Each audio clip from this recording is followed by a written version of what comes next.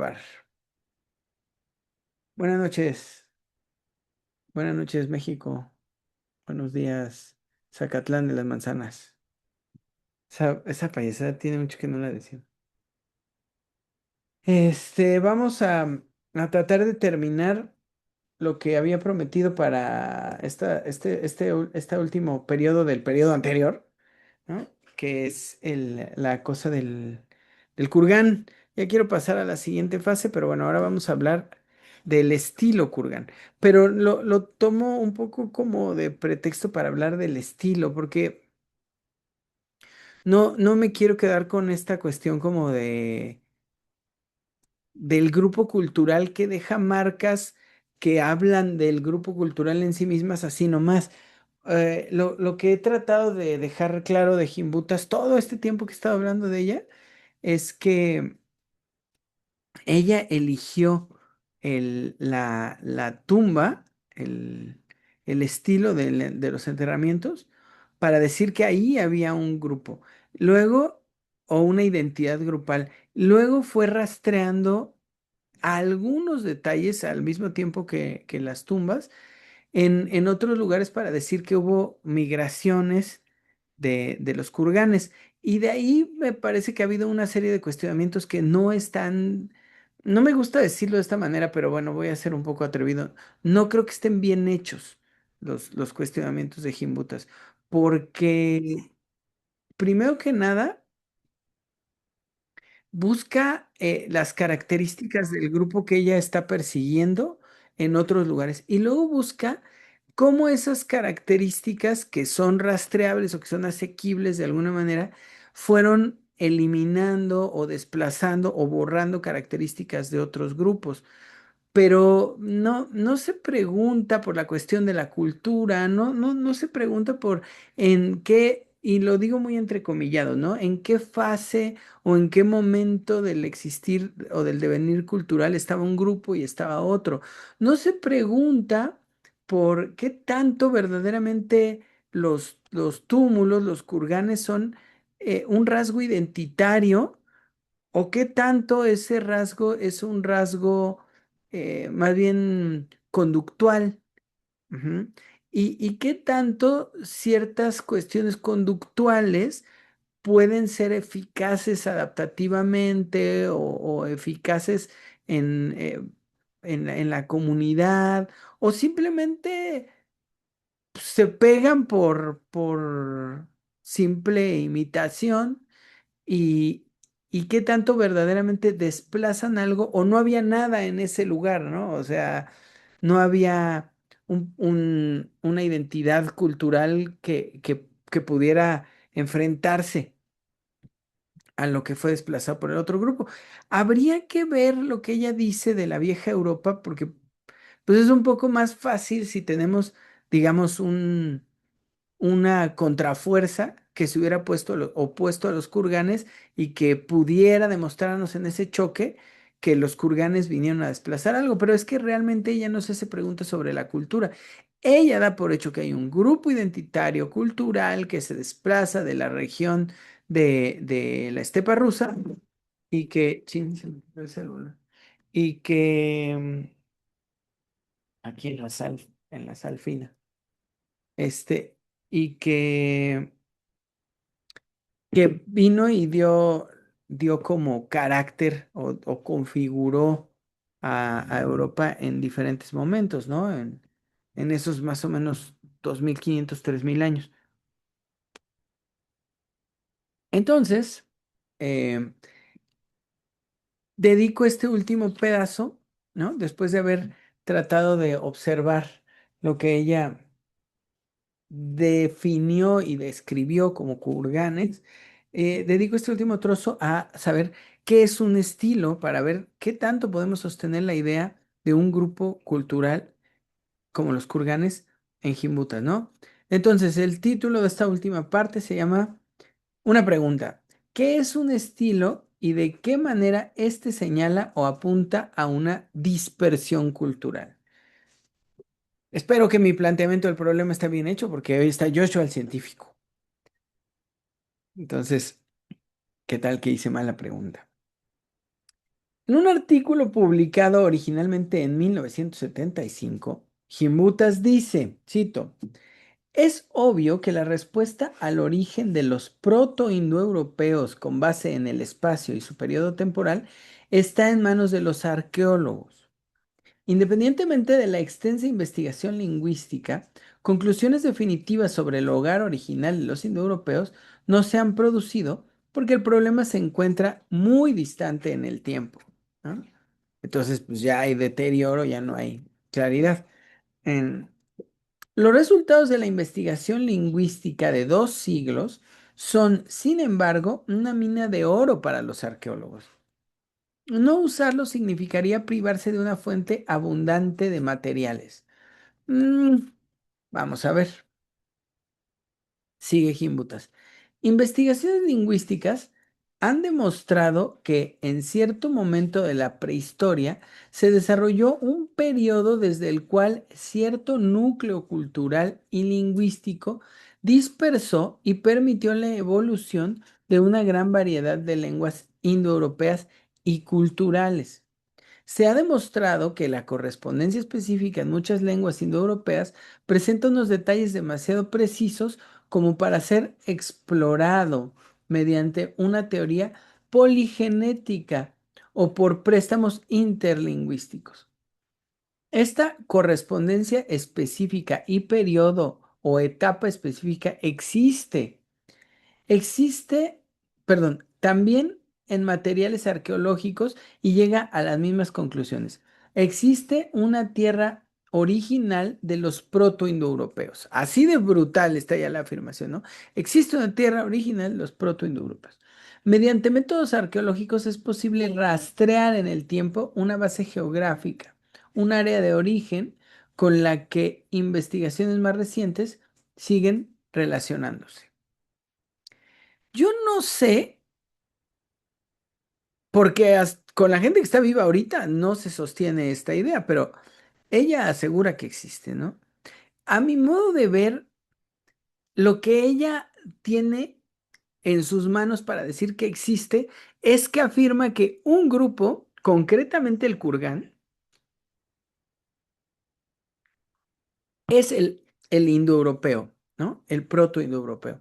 Es la única forma de sostener lo que ella dice, porque claro, del Kurgan habría evidencia, de sus movimientos habría evidencia, ¿no? De su expansión habría evidencia.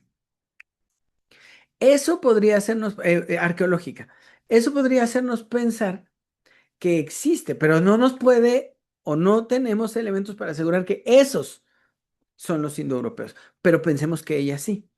De todos modos, cuando ya tocamos la cuestión lingüística y hoy nosotros tenemos todavía más los estudios del ADN antiguo, o sea, cuando tocamos la cuestión genética, vemos que no necesariamente hay una coincidencia lingüística con la arqueológica. No la hay, no la hay, no hay algo que lo sostenga.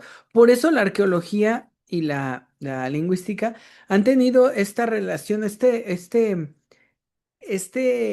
coqueteo, digamos, que de alguna manera pone a las dos en en el mismo lugar, como en la misma búsqueda, en encuentros de situaciones comunes, pero en soluciones que no logran empatar o que no logran sostenerse. Por eso no hay una fusión lingüística, histórica y arqueología. No la hay, ¿no? Se mueven. Cuando pueden más o menos concordar, se mueven juntas, pero cuando no, se mueven por separado. Y una y otra tratan de tomar de la otra elementos para continuar sus exploraciones, pero hasta el momento no han logrado una evidencia contundente, no la han logrado. Pero bueno, voy a seguir, ya no cito. La palabra origen abre la discusión que vendrá a continuación. La segunda palabra importante es proto-indoeuropeos y la tercera es homeland, tierra originaria u hogar original, como decidimos traducir aquí. La idea que Gimbuta sostiene durante todo el texto está contenida en las 3 palabras. Existe un pueblo indoeuropeo que tiene un origen y es origen de un desarrollo cultural que se dispersó en Europa por un periodo de tiempo determinado y desde el cual surgieron no solo las lenguas que se hablan en gran parte del mundo hoy en día, sino también muchos grupos culturales que perduran hasta el momento. Aunque ella le da mayor valor a los hallazgos y propuestas de la arqueología, considera una fuente importante de recursos la diversidad de aportaciones de la lingüística por su valor, no como evidencia de la manera que se consideraría evidencia un hallazgo material en arqueología, sino porque la existencia de su método y la conjunción o familiarización que esta disciplina ha hecho de las lenguas indoeuropeas afianza la idea de una cultura primaria que se expandió y llevó su lengua por una amplísima región, constituyendo la base de una cultura europea que, a su parecer, perdura hasta nuestro tiempo. Aquí creo que el único que nos puede tomar un poco de la mano para guiarnos es Octavio, porque yo llevo ya un rato diciendo esto, pero no tengo, digamos, la autoridad en lingüística ni el conocimiento para sostenerlo. Pero de verdad, vamos a plantearnos cosas bien importantes. La La evidencia de esta lingüística reconstructiva es total y contundente. Lo que hacen es tomar las lenguas, ir rastreando, quitando lo propio y dejando las cosas comunes, y entonces eso permite hacer cierta familiaridad, lo que ha llevado hasta un origen de estas lenguas, ¿no? Hasta la reconstrucción de algo que sería común en todas las lenguas que se dicen indoeuropeas. Es una reconstrucción porque no es un trabajo de evidencia en sí mismo, ¿no? Es una reconstrucción eh, metodológica. Me parece muy importante plantearlo. O sea, hay un método para generar esta reconstrucción y es muy eficaz, porque el método en sí mismo, dime si me equivoco, Octavio, el método en sí mismo se trata de eso, de descartar lo particular y poder sostener lo general. Por eso es que se toman raíces, por eso es que se toma la familiaridad, por eso es que se habla incluso de cierta norma, ¿no? Como de que la K pasa a G o la G pasa a K y ese tipo de cosas. O de que en cierta región una palabra significa algo y en la otra región significa el contrario, ¿no? Si no me equivoco, el we y el you tienen variación en el indoeuropeo, ¿no? En una región, el ustedes y el nosotros está volteado o es espejo, digamos. Estas cosas son muy contundentes y cuando uno las lee son convincentes, brutalmente convincentes, son apabullantemente convincentes. ¿Por qué? Pues porque tienen todo el sentido, ¿no? Porque tienen una lógica total. Y hasta ahí podríamos decir, ahí está, o sea, es una lengua indoeuropea, ¿no? Esta lengua tiene estos contenidos. E incluso lo decía yo en su momento, ¿no? Cuando habíamos hecho ese cursito de lenguas germánicas, ¿no? Que se puede hablar un montón de lenguas si hablas indoeuropeo. ¿No? ¿Por qué? Porque tomas raíces, tomas cosas. Pero no podemos, en este ejercicio reconstructivo, no podemos asegurar que la norma o que la ley es que hay un grupo originario que se dispersa. Lo que podemos decir es que hay esta familiaridad o esta comunidad lingüística mayor que tienen algunos rasgos que conservan mutuamente, algunos muchos más cercanos, otros más distantes, pero que tienen algunos rasgos, pero que no podemos asegurar que le pertenecieran a un grupo en particular, ¿no? Y que no podemos asegurar además que le pertenecieran a ese grupo y que se desplazó para compartir o en su desplazamiento habría compartido estas primeras palabras y luego eh, ya se fueron dispersando y fueron perdurando. ¿Por qué? Porque estuvieran soportadas o sostenidas por, ¿cómo decirlo? Por productos culturales que estuvieran pegados a la lengua, ¿no? O sea, como que perduraron porque su cultura era más fuerte y perduró y llenó a los demás y se les impuso. Y entonces por eso hasta nuestros días seguimos hablando indoeuropeo y seguimos teniendo este carácter indoeuropeo. Miren, de verdad es que es algo que tenemos que ser bien cautelosos, bien meticulosos para decir, ¿se sostiene o no se sostiene? Apenas vi que le preguntaban a Lorenzo Meyer. Y bueno, ¿quién le preguntó también, no? El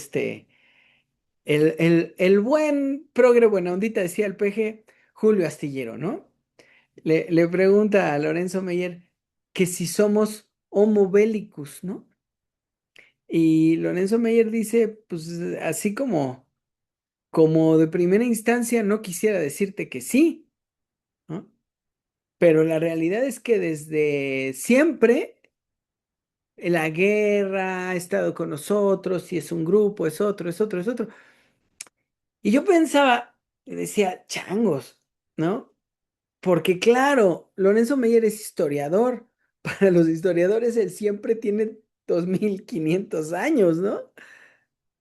3000 años, no sé cuánto tiene la historia, o sea, la historia tiene muy poquito tiempo, cuando nosotros tenemos casi 2 millones de años caminando en el planeta.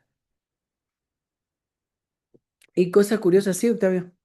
Por cierto, ahorita que hiciste una pausa, murió, creo que ayer o hoy, un historiador que se llama Carlo Ginzburg, que les Mm, recomiendo muchísimo. Es quien hace microhistoria, ¿no? No se va a los grandes acontecimientos, sino pues, vidas de personas, de campesinos del siglo XVI. O sea, tiene un montón de textos, ¿no? Hay uno que les recomiendo muchísimo que se llama El queso y los gusanos, una joya. Y replanteó lo que es hacer historia. órale. Pues hay que conseguir. Si tienes por ahí, ya sabes, comparte, manda. Acá lo pasamos al iPad. Pero bueno, retomo. Y soy muy insistente en esto porque en más chiquito, se acordarán que Axel nos compartió a la Candela. ¿Se acuerdan? El video donde ella hablaba de la cooperatividad. Sí fue con ella, ¿no? Que vimos lo de la cooperatividad como como un rasgo muy eficaz en la adaptabilidad de diferentes especies, ¿no? Y la realidad es que llevamos casi 2 millones de años acá y ahora que hacemos guerra, es que ya no estamos yendo al carajo, ¿no? Es que no estamos acabando el planeta, no estamos desmadrando todo, o sea, es hasta ahora que hacemos guerra. Lo que pasa es que Lorenzo Meyer decía en ese momento que precisamente cuando hay que darle de comer a la población, hay que ocupar más espacio y todo, pues la guerra se vuelve algo como propio. Y dices, "Ah, ¿será? ¿No? Yo tengo la idea que no es la guerra algo propio del crecimiento poblacional, sino de la explotación de la población o de la explotación más bien de cualquier recurso. En su momento la tierra, y por eso digo que la agricultura me parece más el origen de la guerra que la ignorancia o el belicismo de algún grupo. Y me parece que la agricultura, como explotación de la tierra, tomó su carácter en la explotación de los animales, volviéndose ganadería, y tomó su carácter en la explotación de los seres humanos, volviéndose esclavitud, con todo el perfeccionamiento que ha tenido la esclavitud, porque la realidad es que la esclavitud solo se ha perfeccionado. Pasamos del esclavo encadenado al esclavo gobernado, ¿no? Y pasamos del esclavo gobernado al esclavo ideológicamente sometido. Joshua. Sí, por ejemplo, de cuando comencé a verlos otra vez, has mencionado la parte de la guerra, ¿no? De como esta cuestión masiva, pero jamás bueno, yo no los he escuchado hablar de la violencia entre grupos, ¿no? Entonces, Yo creo que va más por ahí, ¿no? Dices un poquito lo de que nos estamos destruyendo hoy en día, pero no es porque seamos más violentos, sino porque tenemos mejores armas para matarnos, ¿no? Yo creo que es diferente. Antes, pues había, hace 2000 años, pues era muy difícil erradicar a toda una especie, ¿no? Bueno, a toda una población, por ejemplo. Y hoy en día, pues ya es un poquito más sencillo hacerlo porque tenemos mejores herramientas. Yo pienso que no es que seamos más guerrosos, yo creo que los grupos en general son violentos y pues habría que trabajar un poquito esa parte, ¿no? De la violencia entre grupos y cómo es que esa violencia, incluso entre grupos que son, comunidades, entre mismos, en los mismos grupos, pues hay esa violencia, ¿no? Y habría que revisar cómo es que esa violencia se extiende y se hace ya una más institucional, ¿no? No sé, yo lo veo un poquito por ahí, porque los grupos, creo que han sido violentos, ¿no? Hay un documental que se llama Naya, si no mal recuerdo, que habla acerca, bueno, un esqueleto de una mujer, Homo sapien, que llegó a América, estaba si no mal recuerdo, en Quintana Roo, en Yucatán, en uno de los cenotes, y justamente se dan cuenta de que en la osamenta ella sufría mucha violencia, ¿no? Estaba desnutrida, tenía muchas marcas de violencia. Entonces yo creo que los grupos siempre han sido violentos, ¿no? Entre ellos o dentro de ellos. Y esa violencia muchas veces la comparten, ¿no? Como pueden compartir, o sea, es que al final de cuentas la violencia es un rasgo cultural, ¿no? Es un rasgo que se mete en lo cultural y es una forma de expresión de alguna manera y pues se comparte, ¿no? De un grupo con otro y quizá la guerra viene un poquito de ese rasgo característico que tiene el género, ¿no? En general. Y ya. Fíjate, Joshua, tengo mucho, o sea, esto que dices lo he pensado muchas veces. Por eso he sido bien cauteloso cuando busco, ¿no? En esto, huellas de eso, ¿no? ¿Por qué? Porque pienso en el trabajo, por ejemplo, dos cosas que me marcan mucho.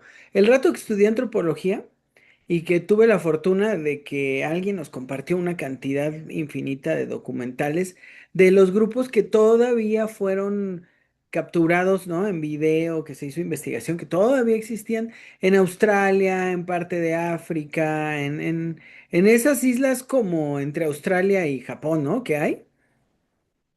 Y vi cosas muy interesantes. Por ejemplo, vi grupos que eran peleoneros, ¿no? Que de verdad había uno en particular que era como dos clanes, pero el mismo grupo, y que estaban partidos por una, no era en sí un mito, pero había una creencia del equilibrio o del desequilibrio del universo, ¿no? Y que había algo en una población de esas dos que sostenía el equilibrio del universo y el otro cargaba el desequilibrio, ¿no? Entonces, lo que hacía el que estaba desequilibrado era buscar asesinar a alguien de los que estaban equilibrados. Y entonces cuando este grupo lograba matar a alguien del grupo equilibrado, el desequilibrio corría para el otro grupo y el equilibrio del universo se quedaba del lado de los que habían asesinado. Entonces la vida se les iba en matarse, ¿no? Y era muy chistoso, la verdad es que a mí me daba mucha risa porque como que su actividad del día era, iban a como a un campo, llegaban con sus lanzas y todo, se ponían frente a frente y peleaban. O sea, su chamba del día era pelear, pero era muy chistoso porque se paraban enfrente como si jugaran quemados, ¿no? Se aventaban la lanza y la esquivaba y luego el otro, y casi siempre esas batallas diarias terminaban en que no hubiera muertos. Entonces se iban. Pero cosa curiosa, un día que esto fue lo que alcanzaron a grabar los que estaban llevando el documental, una persona del grupo que estaba en equilibrio fue a robar comida, fruta o algo al terreno de los otros lo descubren y lo matan, ¿no? Entre varios lo agarran y ahí sí lo matan. Y entonces, eh, lo se hace como un conocimiento, se hace de conocimiento de los otros que mataron, o sea, los dos grupos tienen que saber, ¿no? Nosotros matamos y les matamos a uno de ustedes. Entonces, cambia el equilibrio, hay un como periodo de ritual de esa muerte y vuelve a empezar la batalla, solo que ahora este grupo es el que carga el desequilibrio y este grupo es el que carga o el que sostiene el equilibrio y así permanentemente, ¿no? Pues podríamos decir que ahí el ejercicio de la violencia es constante. Pero también están los pirajas, ¿no? Que eso es algo que nos topamos hace algunos años y que no se pelean con nadie. No tienen rasgos bélicos, o sí, Octavio. No, que Nada. yo sepa, no. Pero, por ejemplo, ahí mi comentario va más, entre el grupo, ¿no? O sea, dentro del grupo, ¿no? La violencia en el grupo, ¿no? Incluso yo a veces lo he pensado como una forma de cohesión grupal, ¿no? Esa parte de la violencia, ¿no? Incluso la intimidación, ¿no? Entre los mismos, integrantes del grupo, ¿no? Entre quizá el líder y algún joven, por ejemplo, entre el líder y alguien que hizo, faltó alguna regla, ¿no? O sea, Mm, creo que la violencia podría ser como una forma de cohesión grupal en algún punto. No digo que todo el tiempo estén pegando, ¿no? Pero como de alguna forma de control grupal, ¿sí? Y y ese aspecto violento, pues uno ya lo tienes integrado y lo puedes ejercer quizás si lo necesitas o si es útil contra otro grupo, ¿no? Yo lo pienso un poquito así. Justo para allá iba, porque acá viene la segunda comparación, Freud y Fraser, ¿no? Y me parece puntual la comparación Freud y Fraser, precisamente por esto que dices, porque Freud precisamente dice esto así, ajá, dice, hay un líder, ¿no? Hay un jefe de la horda, porque además él dice que somos un animal de horda, ¿no? Donde entonces habría un macho dominante y bla, bla, bla. Y este sería el poseedor del bien básico de la horda, ¿no? Que serían las mujeres y controlador de los jóvenes, ujú, que llegados a cierto momento serían expulsados de la horda para que no estén dando lata, entonces irían a agrupar por ahí en solitario o a hacer su propia horda o en esta agrupación regresarían, asesinarían al jefe, accederían a las mujeres y luego firmarían el contrato social. Para Freud ese sería el origen de la sociedad, de ese momento donde se asesina al líder de la horda y se, para evitar que haya un siguiente asesinato, para evitar que haya un, un ejercicio de violencia para la apropiación de las hembras del otro, pues se hace un contrato, que es un doble contrato, ¿no? El contrato de propiedad privada, ¿no? Que es cada quien es dueño de su propiedad y todos los demás deben respetarla. Y el contrato matrimonial con las mujeres, que sería con esta hoja de propiedad, cada hembra tiene un dueño o cada dueño puede tener las hembras. Ay, levanté la mano yo mismo. eh, las hembras que le alcance, ¿no? Que, que pueda, que pueda controlar. Entonces, Freud, claro, él lo plantea así, hacia el interior, dice, pues funcionaría así, o sea, sería normativo del grupo la violencia en términos de que un personaje, el líder, pues tendría que estar ejerciendo violencia constante sobre los demás. Y claro, ahí nos podemos, digamos, argumentar con el montón de primates que lo hacen, ¿no? Que no implica que nosotros seamos conductualmente parientes de algunos de estos grupos, como aquel grupo que habíamos visto en el otro documental, ¿no? De los chimpancés, ¿no? De un grupo bastante cohesionado y que sí, constantemente son violentos. Ahora, está Fraser. Fraser da una clave bien buena en la parte donde trabaja la exogamia, en totemismo y exogamia.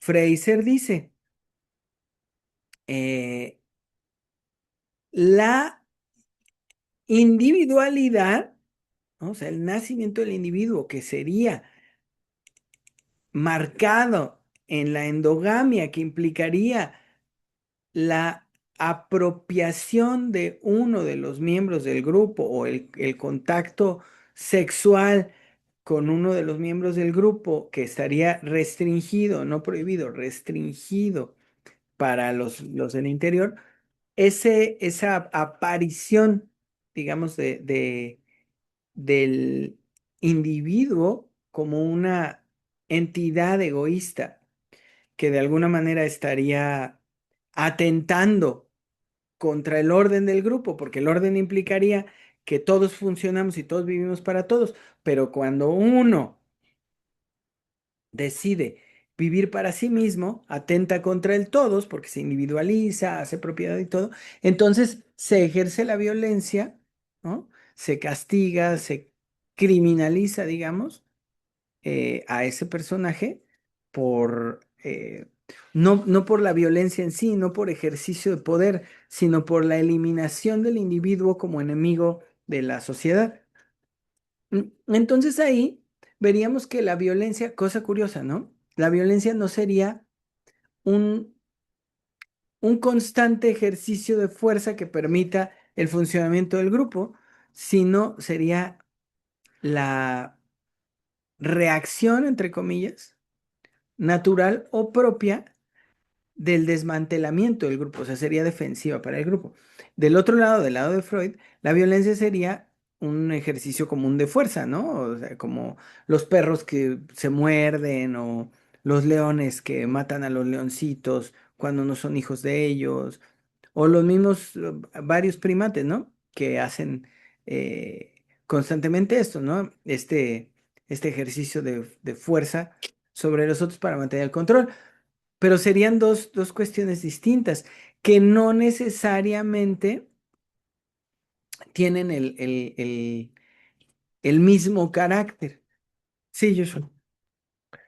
Entonces, por ejemplo, desde el punto de vista de Fraser, lo que le estaré diciendo es de que la violencia aparece en los grupos recientemente o relativamente reciente.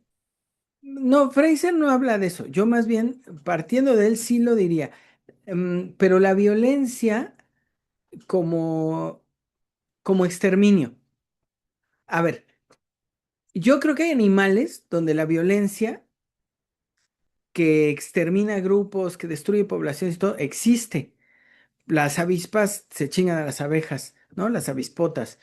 Los chimpancés destruyen poblaciones, incluso de otros monos, de otros primates, ¿no? De más chiquitos. O sea, sí existe esto existe en la naturaleza, está en la naturaleza, ¿no?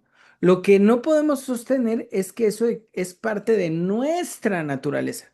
O sea, que nuestro comportamiento originalmente fuera destructivo. Ujú. Ahora, pensemos, encuentran a esta mujer, dijiste una neandertal. No, era una Homo sapien, una Ah, IA. Bueno, la encuentran y piensan que estuvo en esos andares como hace unos, si no mal recuerdo, como 14.000 años, ¿no? Ahí por Yucatán. ujú. Quintana Roo, no recuerdo. Y encuentran huellas de violencia, ¿no? Encuentran que tuvo fracturas, si no mal recuerdo. Encuentran que estaba desnutrida.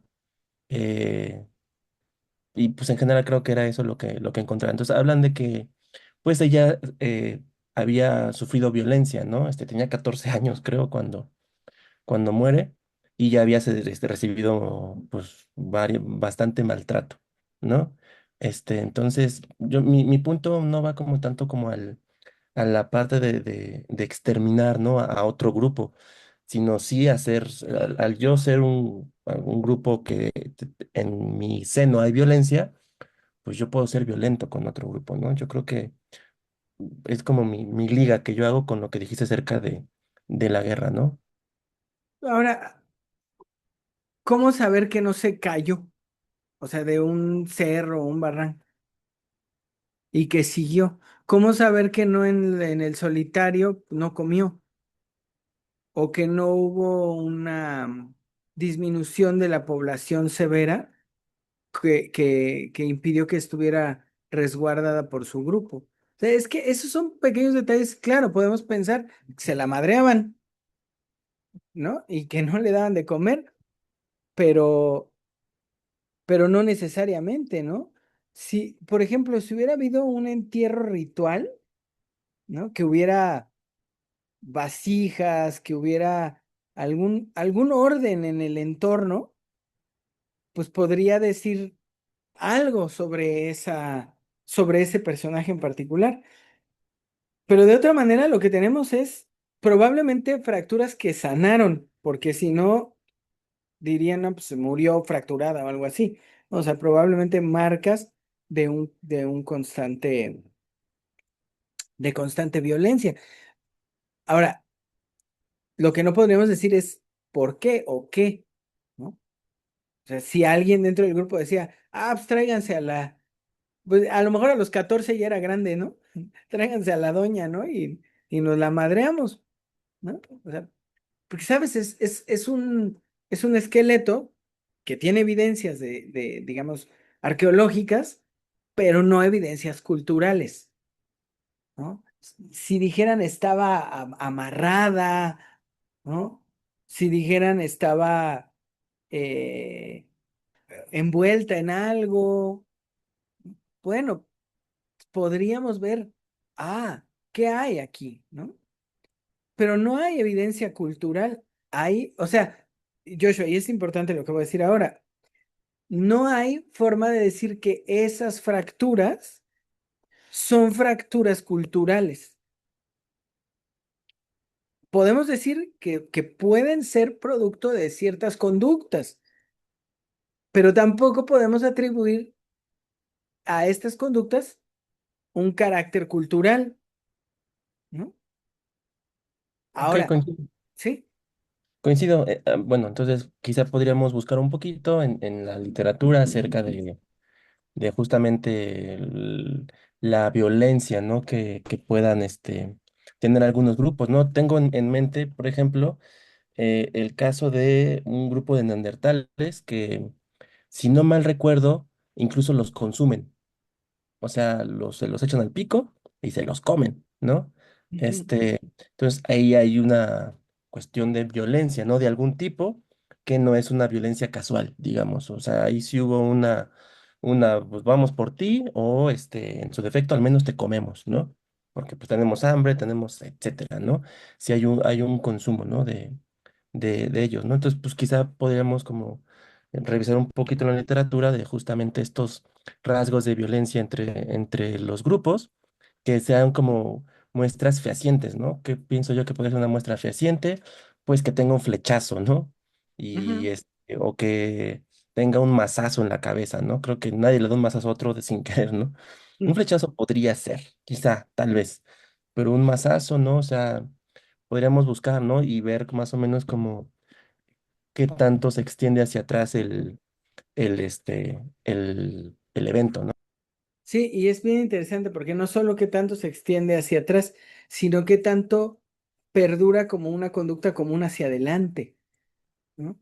Porque a lo mejor si coincide con un periodo, por ejemplo, de hambre y bla, bla, bla, bueno, pero ¿qué tal que ese grupo se mantiene eh, violentador, se mantiene cazador?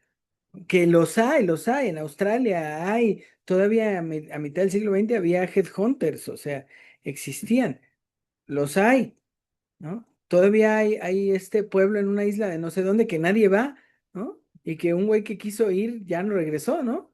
Lo mató. Está donde hay una piedricisísima, ¿no? O sea, habría que ver, voy Joshua, habría que ver si sí existe esto y cómo camina eso hacia adelante, porque es lo que Gimbutas no puede demostrar de los kurganes. Dime, Joshua. Bueno, a mí mi sospecha es la que, bueno, como más o menos planteé. Yo creo que esa cuestión de violencia, creo que tendría que estar en los grupos, ¿no? Creo que es una cuestión que es inalienable al menos de esos grupos, ¿no? Por ejemplo, se habla mucho de la domesticación, ¿no? Y de los rasgos de domesticación, ¿no? Por ejemplo, cuando un lobo se convierte en perro, al domesticarlo, muchos de sus rasgos cambian, ¿no? Se hacen un poquito más infantiles, ¿sí? Y ese animal es un poquito más, pongo comillas, sociable, ¿no? Es menos agresivo, es más improbable que te suelte una mordida por alguna cuestión. O sea, es más manejable socialmente y es menos violento con el que esté al lado, ¿no? Eso se puede ver un poco en perros al menos, ¿no? En zorros también, ¿no? Que los han domesticado, algunos. Y el rasgo de la domesticación, pues también aparece, ¿no? En el ser humano. Aparece recientemente, ¿no?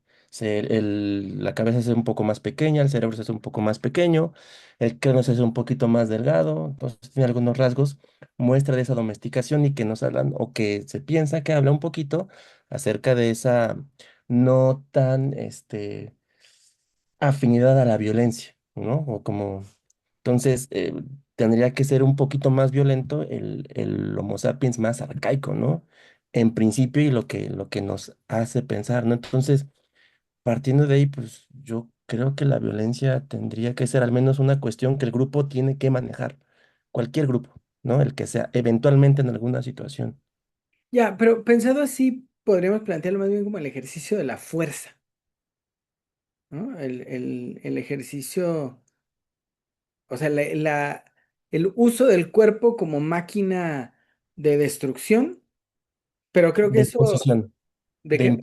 de imposición, Pues no sé si siempre de imposición, porque también podría ser defensivo, ¿no? También podría ser para resguardarse, algo así, ¿no? de alguien que te violenta. Ujú. O de un animal o de un riesgo, ¿no? Ok, De ok, ok. entonces, digo, eso creo que todos los animales lo tienen, ¿no? Todos los animales, no he visto uno que no se defienda, ¿no? Como puede, que no use su cuerpo como una máquina de ejercicio de fuerza, pues creo que es parte de la vida, parte de la vida es defender la vida, ¿no? Eh, Pero ya de ahí a la... Es que creo que sí hay que entender la violencia como una posibilidad, digamos, como un ejercicio de lo posible, el ejercicio de fuerza, ¿no? Incluso para arrebatar algo, para comer, ¿no? Sí, pero también es cierto, porque digo, además en el mar la cosa es así, la cosa... hay una cosa que a mí me sorprendió mucho, aquí en la pecera nacieron unas cosas como camaroncitititititos, ¿no? Muy, muy, muy chistosos, chiquitos. No me había dado cuenta, porque no salen de día. Entonces un día fui de noche, estaba revisando la temperatura de la pecera y vi que en el termómetro que prende en color rojo había uno y luego otro y luego otro. Pero había uno muy grande, muy, muy grande. Y fue una cosa fascinante lo que vi. Un chiquito pasó junto y lo agarró y se lo comió. Pero además, como son transparentitos, pues se veía el otro adentro, ¿no? O sea, se lo metió y el otro se quedó ahí adentro, ¿no? Ahora sí que se fusionó. Eso, pues en el mar es lo más común. Digo, si a mí hay cosas que me sorprendieron fue las estrellas de mar matan peces y se los comen.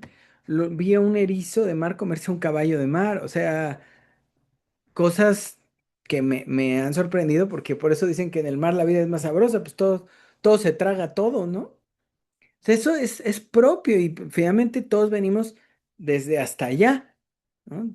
Tenemos, digamos, un origen biológico común. Ok, el ejercicio de la fuerza para la supervivencia, eso creo que sí es inherente. Pero ya de ahí a la violencia cultural, o sea, la violencia como rasgo cultural, ¿no? O la culturización, por ejemplo, de la violencia de la horda, es decir, del dominio del alfa sobre los demás, me parece muy complejo de universalizar. O sea, no se puede negar que existe, pero no, tampoco podemos sostenerlo universalmente. Habría que darle una vuelta, por ejemplo, a todas las culturas femeninas y su ordenamiento, que es distinto. No hay un alfa y subordinados o escalas se organizan diferente. El culto a la hembra en algunos grupos, por ejemplo, los estudiados por la misma Gimbutas en la vieja Europa, es muy distinto que el culto al dios varón. Eso Graves también lo retrata un poco en los mitos griegos, por ejemplo, ¿no? Entre los grupos que estaban y los grupos que venían. Hay rasgos por todos lados. Lo que trato de decir es que no es necesariamente propio de la cultura el ejercicio de la fuerza para la dominación del otro. Creo que, o sea, no es universal. Creo que puede ser un rasgo cultural, pero que no necesariamente es un rasgo inherente de la cultura. Ahora, el ejercicio de la fuerza, si lo vemos así, sí, pero pues es que yo no conozco a una sola especie que no lo haga, ¿no? Que no, que hacia adentro no se coma al propio y que hacia afuera no se defienda o se coma al ajeno. No conozco una especie. Entonces, si lo planteamos así, pues sí, es propio de la vida. La maquinaria cuerpo como una forma de ejercicio de fuerza, apropiativa, alimenticia, defensiva, en todo sentido. Pero eso no hace que ese rasgo conductual como posibilidad de los organismos eh, sea o haya llegado hasta la cultura. Cosa curiosa, Gimbutas asegura que ese sería un rasgo cultural del kurgán. O sea, que los grupos kurganes serían violentos en sí mismos, pero no da evidencia, por eso no me he atrevido a sostener esta parte, no da evidencia de esos rasgos eh, culturales, protoculturales violentos. No hay. Lo que pasa es que ella lo supone a partir de que ve que donde aparecen estos rasgos kurganes, desaparecen rasgos de los otros grupos. Y ahí es donde volvemos a lo mismo. No podemos emparejar cultura y conducta. No podemos emparejarlas, porque si las emparejamos, nos estamos perdiendo una posibilidad, que sea la posibilidad de la adopción de conductas únicamente adaptativamente, y que los rasgos culturales que son identitarios eh, nacerían o surgirían dentro de espacios que disponen digo, conductas, pero que también disponen ambientes y que disponen elementos que eventualmente se van a conjuntar en una figura cultural identitaria. Y ahí sí es ya, digamos, el punto en el que yo he estado deteniéndome durante un tiempo. Yo creo que la violencia apropiativa, que eso me refiero con la guerra, ¿no? La violencia apropiativa, que sería destructiva para la apropiación, eh, no podría ser necesariamente el rasgo identitario del kurgán. Y me cuesta trabajo pensar que la guerra sea un rasgo identitario de un grupo. Me cuesta trabajo pensar que la identidad de un grupo sea basada en la guerra, en la destrucción del otro. Pero hasta ahí ya, a mí me cuesta trabajo, pero yo no puedo sostener que no es así. Como tampoco creo que se pueda sostener que la identidad del kurgán es la destrucción del prójimo. Sí me explico, o sea, cuando llego a la guerra, evidentemente llevo pensando un ratote la violencia. Ajá. Y hay que pensar la violencia en todos digamos que en todo su espectro de posibilidades, desde lo defensivo, lo alimenticio, pero también en el gusto por la guerra, ¿no? Y es que, por ejemplo, yo no creo que hoy Trump tenga gusto por la guerra, ¿no? Creo que simplemente repite una conducta desmedidamente. O sea, yo no sé si alguien pueda ver en ese señor con la claridad que yo creo que yo lo veo, que ese viejo no es un ser humano. O sea, ese personaje lo único que está haciendo es en su mente cree que vive una película. Ajá, o sea, él cree que la guerra es una película, que no hay muertos y o sea, que es un ejercicio de lo que ha visto en Rambo o en las películas de Chuck Norris o... Sí, sí me explico. O sea, es como que no creo que él disfrute lo que hace. Creo que simplemente lo hace, ¿no? Y ni siquiera por maldad, por malicia, por una intención concreta. No, creo que simplemente lo hace porque existe. Y simplemente llegó al poder un personaje, un vaquero, un pinche cowboy, llegó a ser presidente anacrónico de la potencia más fuerte bélicamente del mundo. Es todo, ¿no?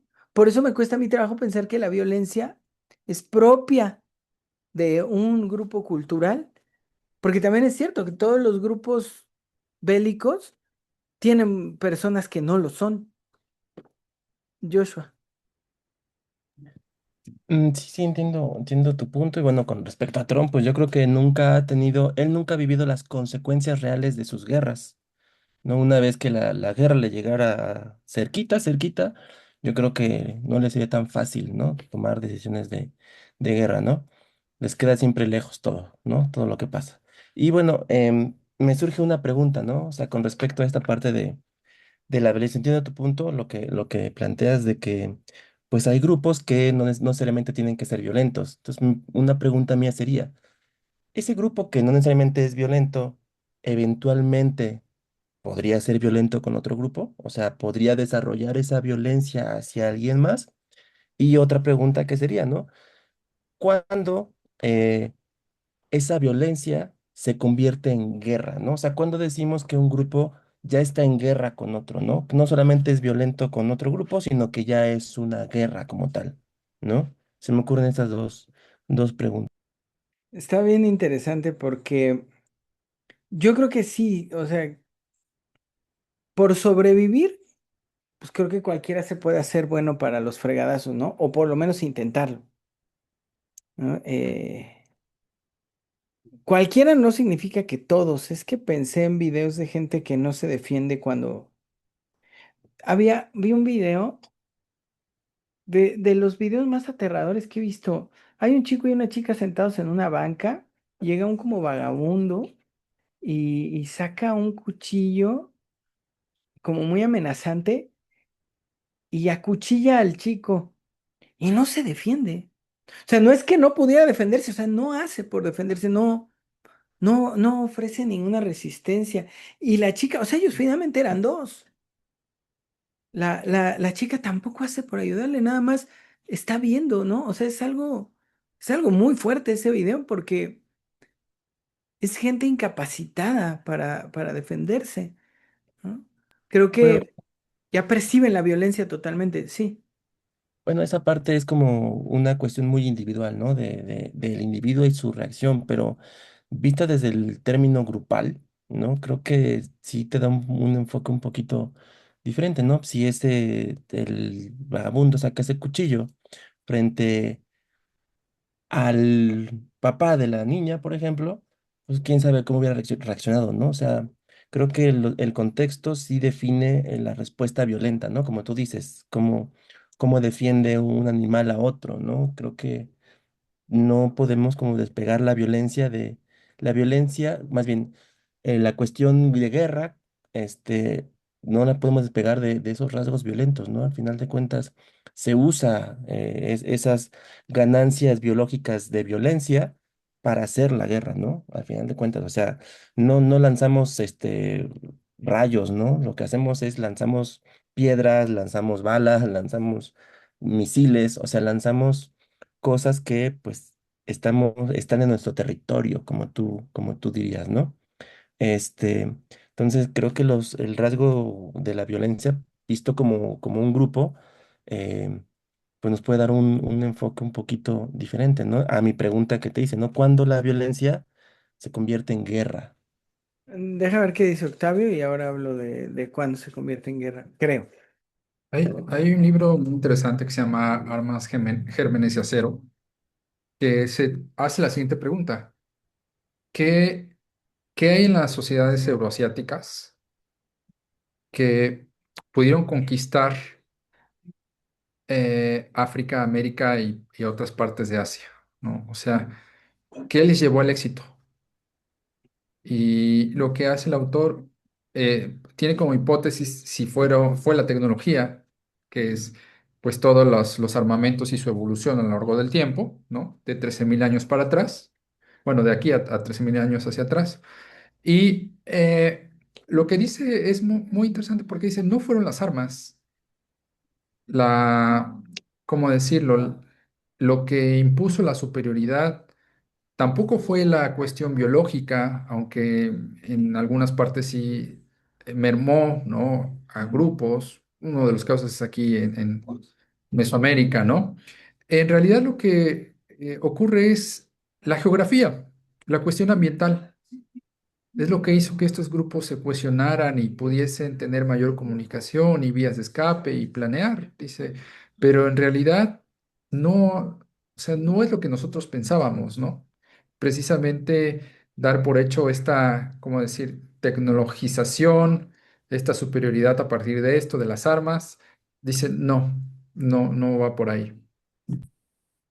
Yo preguntaría incluso, no solo qué los hizo, entre comillas, superiores o exitosos en las campañas bélicas.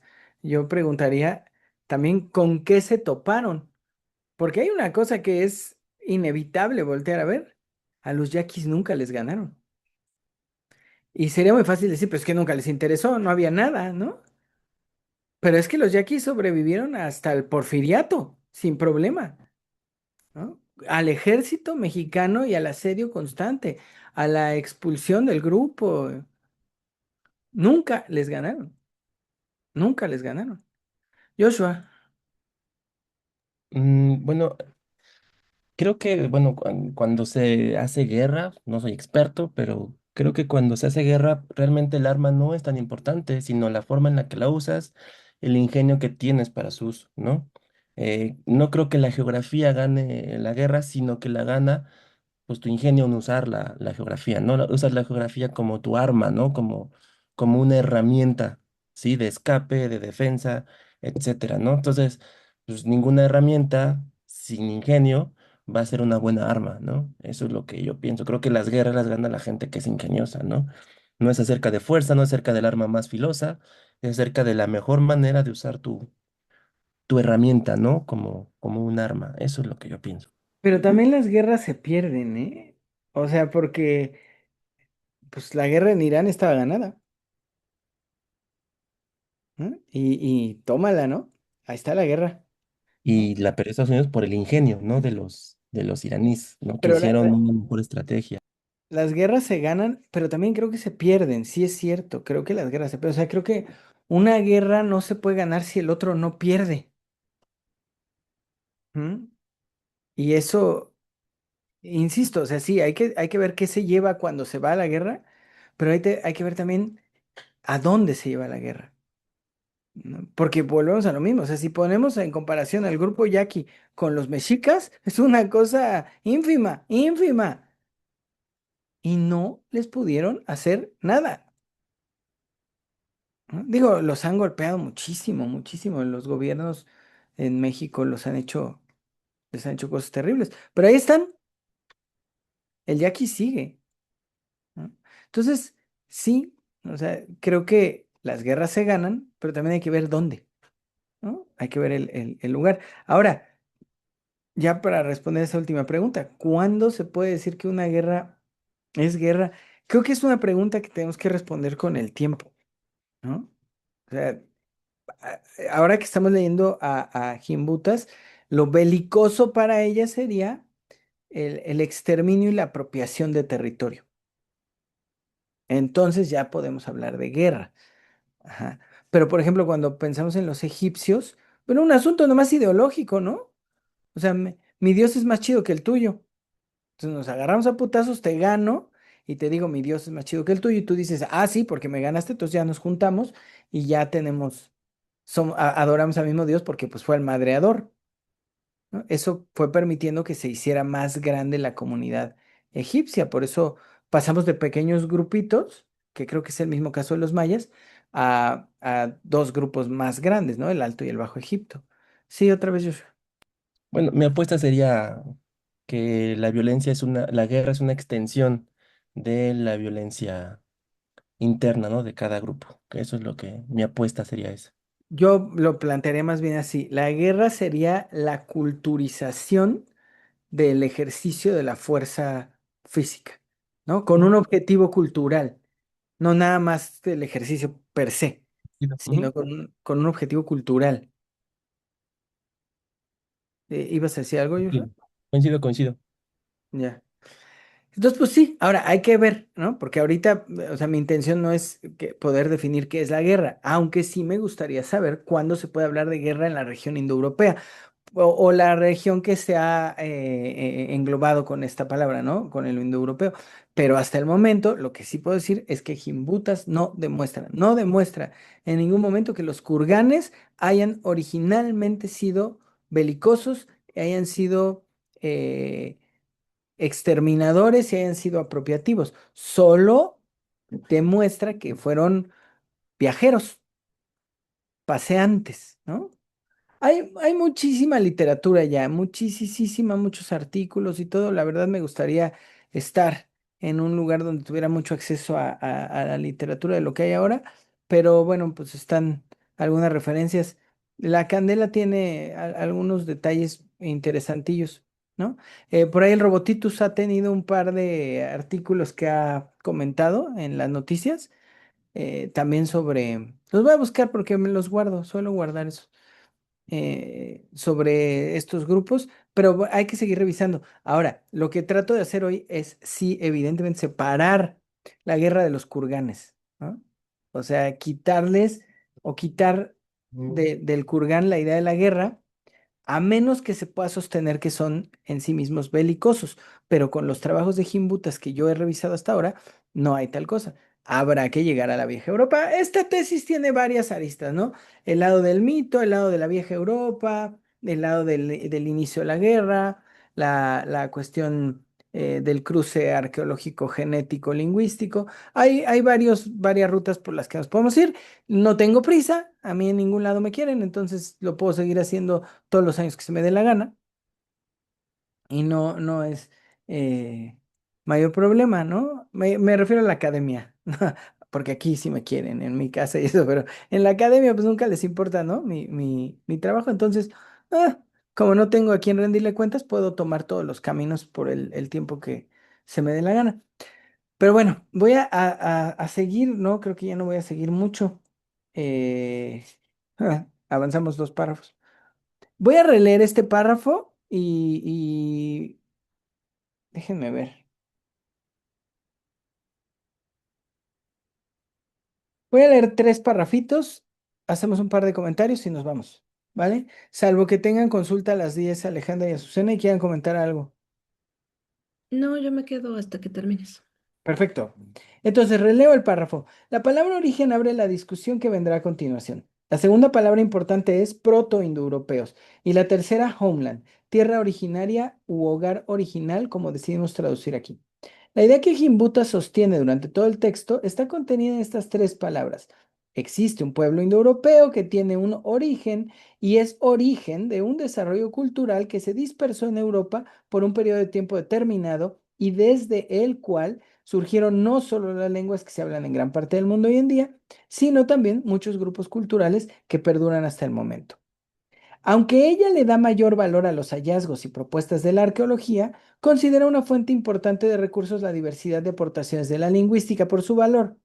no como evidencia de la manera que se consideraría evidencia un hallazgo material en arqueología, sino porque la existencia de su método y la conjunción o familiarización que esta disciplina ha hecho de las lenguas indoeuropeas afianza la idea de una cultura primaria que se expandió y llevó su lengua por una amplísima región, constituyendo la base de una cultura europea que, a su parecer, perdura hasta nuestro tiempo. Es decir, para ella, el descubrimiento reconstructivo de la lingüística le confirma la idea de que hay un grupo originario, porque si la lingüística demuestra que hay una lengua originaria, ella dice, a huevo, y si hay una lengua originaria, hubo unos hablantes de esa lengua, y si esa lengua se expandió, esos hablantes se expandieron, entonces solo tenemos que encontrarlos. Y yo digo que fueron los kurganes, pero hay lengua indoeuropea en la región de la Vieja Europa mucho antes de las migraciones de los kurganes. Y ese es un problema que está un poco trabajado en el texto en el artículo de... Ay, se me olvidó el artículo que habíamos revisado, que nos pasaste tú, Octavio, el de ¿El de genética? de genética, sí. ¿No? Ahí hay estos cruces lingüísticos y que permiten relanzar la hipótesis de la Homeland hacia el sur del Cáucaso. Ahora, si no se ha profundizado tanto sobre este tema en la tesis, en nuestro trabajo, es por el hecho de que no es un objetivo demostrar o contravenir una idea concreta sobre uno u otro grupo cultural del periodo o de la región. Sin embargo, Gimbutas frecuentemente llama la atención sobre otra serie de pueblos que habrían sido destruidos por las invasiones indoeuropeas a lo largo de por lo menos 3 milenios. La vieja Europa, que comprende varios pueblos no bélicos, ubicados en el territorio de los Balcanes, llegando hasta el Danubio y extendiéndose por el Mediterráneo, se caracterizó por el desarrollo de sociedades organizadas, probablemente en línea materna, asociadas con la agricultura y la distribución igualitaria del trabajo al interior de sus grupos ricos y abundantes en construcciones, tradiciones y religiones. Los kurganes también eran no agricultores, pero sí sembraban. O sea, en sí no habían domesticado la tierra del todo, pero sí hay evidencia de que llevaban semillas y las echaban, ¿no? Y ya pues, lo que salía, salía, pero no trabajaban la tierra, solo llevaban semillas con ellos por todos lados, eso sí. Estos pueblos a los que Gimbutas llama indoeuropeos habrían sido en 3 oleadas distintas invadidos y posteriormente, ¿por qué puse que llama indoeuropeos? Me puse la referencia, lo voy a revisar bien. Releo el párrafo como está. Estos pueblos a los que Gimbutas llama indoeuropeos habrían sido en 3 oleadas distintas invadidos y posteriormente destruidos por grupos provenientes de las estepas rusas. Más bien es los de la vieja Europa, ¿eh? Yo creo que tengo un error ahí. La evidencia arqueológica retendría de alguna manera cierta marca de estas invasiones en diversos materiales de estilo claramente indoeuropeo o kurgan que han sido descubiertos y recuperados y que mediante las técnicas de datación temporal han permitido fechar no solo el tiempo en el que existieron, sino los diferentes periodos en los que dichos materiales se fueron localizando a lo largo de las estepas y posteriormente en la región europea. Para ella, para Gimbutas, la aparición de estos materiales prueba la existencia de un grupo cultural dominante y expansivo, pero también prueba la existencia de un origen que puede ser rastreado temporalmente y posiblemente localizado geográficamente, objetivo que ha persistido durante 200 años de su posición de este grupo originario. Miren, el tema con Gimbutas es que ella habla de estas 3 oleadas. Ajá, ahí es donde ubica el Kurgán 1, el Kurgán 2 y 3 y el Kurgán 4. Ella habla de 3 oleadas de estos grupos de la estepa que se movieron y que están marcadas porque llegaron cada vez más lejos. Es decir, hay un periodo que únicamente llegan a la frontera de Ucrania, ¿no? Hay un periodo donde todavía se expanden un poco más, si no me equivoco, hasta lo que sería Polonia, Hungría, y el periodo donde ya llegarían hasta los Balcanes, hasta lo que ella llama la vieja Europa. Bueno, el detalle más importante de todo esto es que resulta que la guerra, o sea, que ya las huellas de guerra, y ahí sí un poco pensando en lo que nos decía Joshua, las sociedades ya organizadas jerárquicamente y fortalecidas de alguna manera como forma protectiva, no aparecen sino hasta el periodo Kurgan 3 y se van a extender por todos lados en el periodo del Kurgan 4. Ahora, coinciden ya las fortalezas, los fuertes, digamos, habitables, con, em, con los kurganes, perdón, la aparición de élites, con la distribución de villas ya relacionadas a ciertas élites y también relacionadas a la aparición de primeras divinidades que no podemos decir que fueran dioses, que fueran reyes, que fueran héroes, que tuvieran un carácter particular, pero ya aparecen algunas divinidades y creo que por ahí es que podríamos empezar a hablar del famoso mito indoeuropeo, que es otra de las variantes, otra de las vertientes por las que podemos llevar nuestro trabajo de tesis, ¿no? Que sería qué pasó con el mito, a partir de cuándo se puede hablar de un mito indoeuropeo. Ahora, esto no está al principio. Esto se encuentra ya en el Kurgan 3, se empieza a ver en el Kurgan 2 algunos rasgos, pero lo que me parece maravilloso es que es hasta el Kurgan 3 cuando aparecen estas fortalezas, que aparecen ya estos personajes particulares, que aparecen élites, que entonces ya podemos hablar de grupos belicosos. Pero ¿qué se creen? No son los que vienen de la estepa, son los que ya están asentados, fortalecidos en la región y desde su lugar, incluida la vieja Europa, ya comienzan a ejercer violencia sobre otros grupos. Ese detalle me parece que es el más importante de todos. ¿Por qué? Porque si no, tendríamos un gran epicentro imperial en la estepa y de ahí campañas que salen y que van tomando espacios, como si sabemos que hizo, por ejemplo, Alejandro Magno, ¿no? O sea, como si podemos pensar en las expansiones romanas o en la misma expansión francesa napoleónica. Ahí, claro, hay un centro y de ahí vemos que hay campañas de expansión apropiativa. Eso lo tendríamos que ver en los kurganes que describe Gimbutas, es decir, que hay un lugar, un punto de partida de donde salen diferentes campañas y se van apropiando del mundo para hablar, entonces sí, ya de una protocultura o de una cultura que habría poblado por la fuerza toda Europa. Me parece que eso es insostenible, insostenible, ¿no? Pero bueno, ahí la apuesta de ella es que ya traen lo bélico con ellos, vienen madreándose, pero ahí se quedan, pero no regresan, no rinden tributo, no hay comunicación, no hay rasgos de un retorno, solo son güeyecitos que migran, que además yo creo que además es lo que permite que el constante flujo lingüístico, que esos migran, se quedan en un lado, migran a otro lado, se quedan en otro, y entonces toman cosas de acá, las llevan para acá, se vuelven a encontrar, pues tampoco es que sea un territorio inmenso, Europa es chiquita, ¿no? Vamos, no es que no sea caminable en 3.000 años, 2.500 años, ¿no?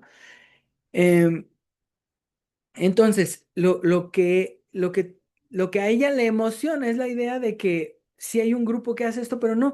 Y sin embargo, cuando ya vemos la guerra surgir, ya la vemos surgir en los grupos que tienen rasgos de lo que ella llama Kurgan, que tienen rasgos lingüísticos que no necesariamente están pegados, los rasgos kurganes, por ejemplo, las tumbas, y los rasgos lingüísticos, vemos que están pegados y digo, vemos que no necesariamente están pegados, pero vemos que están ya, que hicieron aparición en una región y que de ahí, ¡pum!, ¿no? Se mueven, se expanden y comienzan las guerras.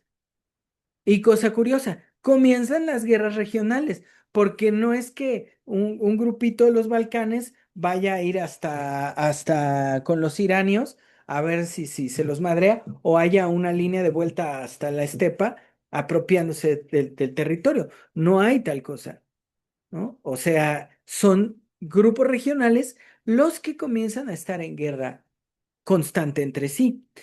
Y yo diría que son guerras por la agricultura, o sea, guerras territoriales, ¿no? O por la apropiación de otros. No, tampoco estoy seguro si hay algún rasgo de esclavitud, ¿no? No hay, o sea, en Gimbutas no hay una descripción de marcas de esclavitud o de diferenciación de grupos, ¿no? O sea, como sí pasa, por ejemplo, con los helenos, con los griegos, cuando se madrean a otros griegos, los gobiernan, pero cuando se madrean a un grupo no griego, lo esclavizan. Y ellos sí tienen una distinción entre los esclavos y una distinción perfectamente con los pares, con los que hablan igual, ¿no? Ese dato creo que es importante. No está aquí entre los indoeuropeos. Me falta todavía ver en qué momento los indoeuropeos se hacen griegos o en qué momento toman esa forma, que ese es algo que espero que con el tiempo se nos vaya revelando. Pero bueno. Hasta acá me parece fundamental decir esto, porque es hasta el periodo 3 de los kurganes que ya empezamos a ver fortificaciones y que ya empezamos a ver rasgos bélicos. Pero, detalle importante, no hay un epicentro de la guerra, o sea, no es imperial, y el siguiente dato es que tampoco son expansivas muy, muy ampliamente, solo son defensivas y apropiativas del terreno de junto y de la gente de junto. Hasta ahí. Ajá. Por lo tanto, no podemos decir que la guerra como rasgo cultural haya acompañado a los grupos kurganes desde la estepa hasta acá y que haya perdurado con ellos 2, 3 mil años. Preguntas hasta acá, por favor. Yo Sijas, hoy no te hemos visto y ahorita voy contigo, Joshua. no, es que no sé, no pude abrir mi cámara por más que lo intenté. Ah, Ok, la pregunta es la siguiente. Chimbutas, en el Turgán 1, dice que hay un lugar originario del indoeuropeo, o sea, el proto. indoeuropeo, sí. Sí. Y en el Kurgan 4 sigue sosteniéndolo. Sí, Pero nosotros en el transcurso de todo esto vimos que posiblemente haya surgido el indoeuropeo al mismo tiempo en varias partes. Muy bien, sí. ok. ¿Qué es lo que debemos de pensar hasta ahora? ¿Esa fue Lo la que- pregunta? ¿Sí? ¿Lo que nos dice Kimbutas o lo que hemos visto?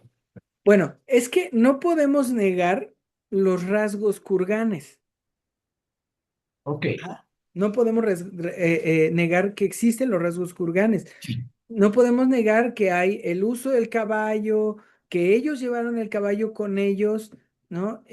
Hasta en todos sus viajes, en todas sus exploraciones. No podemos negar que existen características del grupo que ella llama Kurgan, de los grupos esteparios, que no revisa qué pasa hacia la profundidad de Rusia, pero hacia afuera no podemos negar que esto ocurre.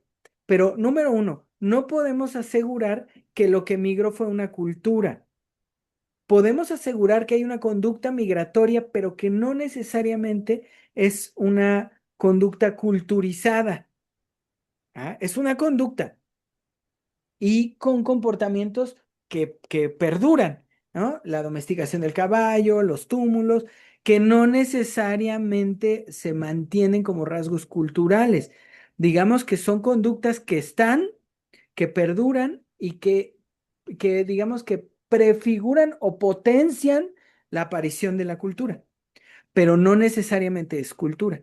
Ajá. Entonces, sabemos que otros rasgos de lo que han llamado proto-indoeuropeo nacieron y ocurrieron en otras regiones y que en algún punto se conjuntaron y que perduran en esa conjunción probablemente huellas, ¿no? Que están atrapadas en la lingüística, en algunas conductas y en algunas cosas aprendidas de mucho tiempo. También es cierto que esto ha sido ocultado lo más posible en el esfuerzo renacentista civilizatorio, ¿no? Decir que somos civilizados y nada no civilizado nos pertenece.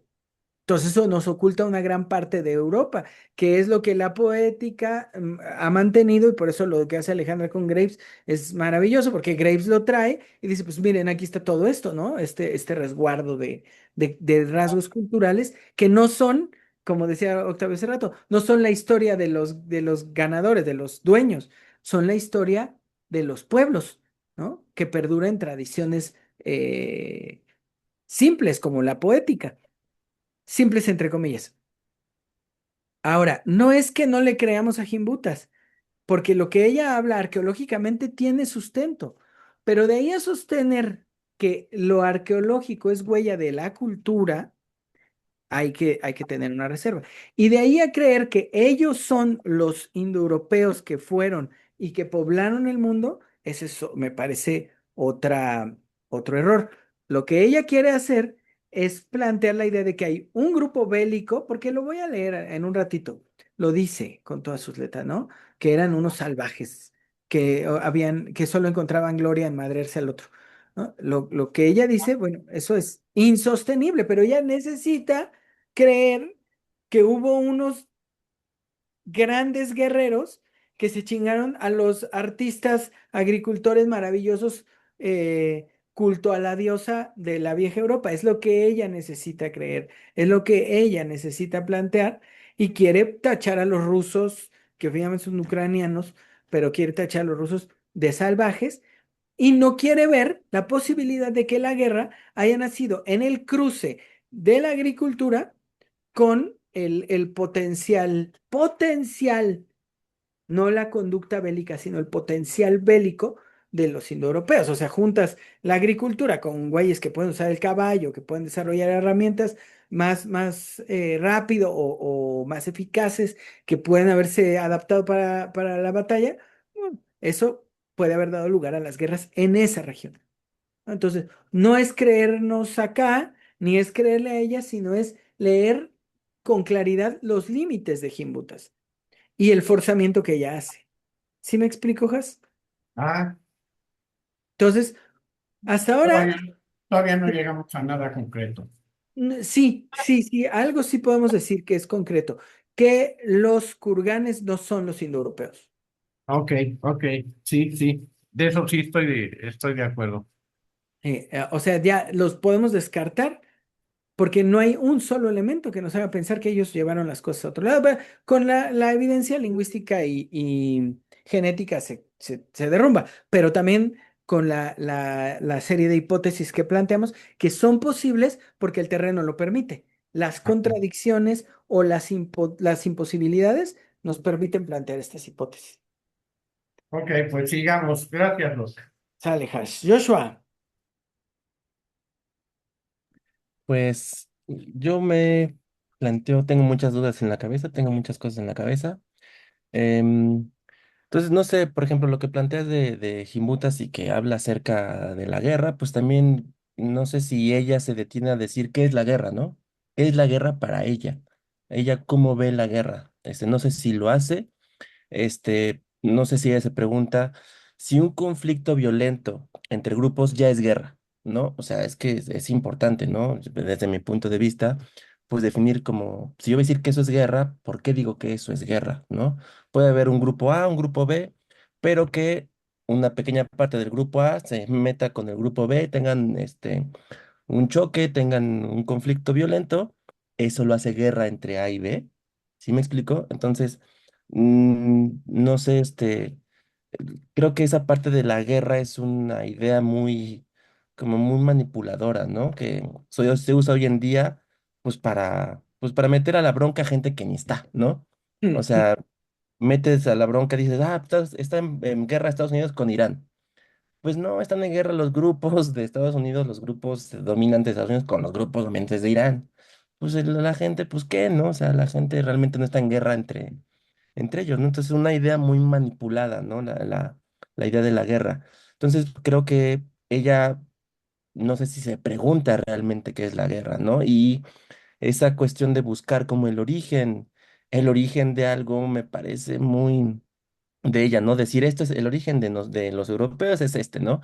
La única forma en la que haya un origen y lo puedas tú detectar, pues es de que ese grupo haya estado aislado todo ese tiempo. Y no sé si es el caso de los grupos indoeuropeos, ¿no? Estuvieron aislados todo el tiempo, aislados totalmente, ¿no? Porque la cultura tiene algo, ¿no? Una idea brillante que se puede extender en todo un territorio, la puede traer un grupo de 10 personas, ¿no? Entonces, está aislado realmente ese grupo y ya podemos decir, sí, sí estuvo aislado, entonces sí, el origen es de ahí. Pero si el grupo no estuvo aislado, yo creo que no hay forma de sostener que ese grupo, su origen es ahí, ¿no? Porque en todo su camino, pues tuvo que haber tenido influencias de otros grupos, ¿no? De otros lados. Entonces, ¿qué es el origen, no? ¿Qué sería el origen de algo? Yo aporté 10 y el otro 2, entonces es mi origen porque yo le gané. O sea, es como muy rebuscado, ¿no? Su idea de que el origen es porque pues, este grupo, este, pues yo lo seguí hasta acá y pues yo veo que lo pude rastrear y de ahí venimos. Pues no es cierto, ¿no? La cultura, una vez que estás en contacto con otros grupos, hay un intercambio cultural, quieras o no, ¿no? Bueno, ese es mi punto de vista y creo que es todo. Bueno, hay cosas que me parecen importantes, ¿no? O sea, yo creo que trato de plantear dos formas de leer, ¿no? Cuando leo a alguien, creo que tiene mucho tiempo que lo hago así. Penosamente, tristemente y avergonzadamente lo digo, una parte es como psicólogo, ¿no? Que no como psicólogo académico, no con lo que me enseñaron en la escuela, pero sí con lo que pues mi formación humana realmente me ha dado, que es el vínculo con un chingo de gente, ¿no? Y eso me permite ver que pues la gente, como los niños, ¿no? Te dicen una cosa, pero ya traen un esquema bien planteado en su cabeza. Cuando leo, ese es una cosa, o sea, veo qué es lo que está tratando de sostener. Y no es que lo intente, ¿eh? Se me da, ¿no? ¿Qué es lo que está tratando de sostener? Evidentemente, la otra forma o la otra estrategia de lectura es la historizante, ¿no? Es decir, trato de ver el contexto que historiza, no el contexto histórico, no el qué estaba pasando, sino el contexto que historiza, es decir, qué compacta en ese lugar. Y no podemos evitar pensar que Jimbutas es, si no me equivoco, polaco-gringa, ¿no? O sea, jala de un lado para el otro. Alejandro ahorita me dirá, pero ya desde el otro lado es que señala como con cierto recelo a los otros. Y sí, evidentemente es complicado porque una parte de lo que tenemos que hacer con Jimbutas es ver qué es lo que se le escapa, ¿no? No es que intencionadamente lo quiera tapar o ignorar o algo, pero se le escapa de las manos, como pasa con Freud, como pasa, nos pasa absolutamente a todos. Pero ese punto es fundamental, tratar de entender eso.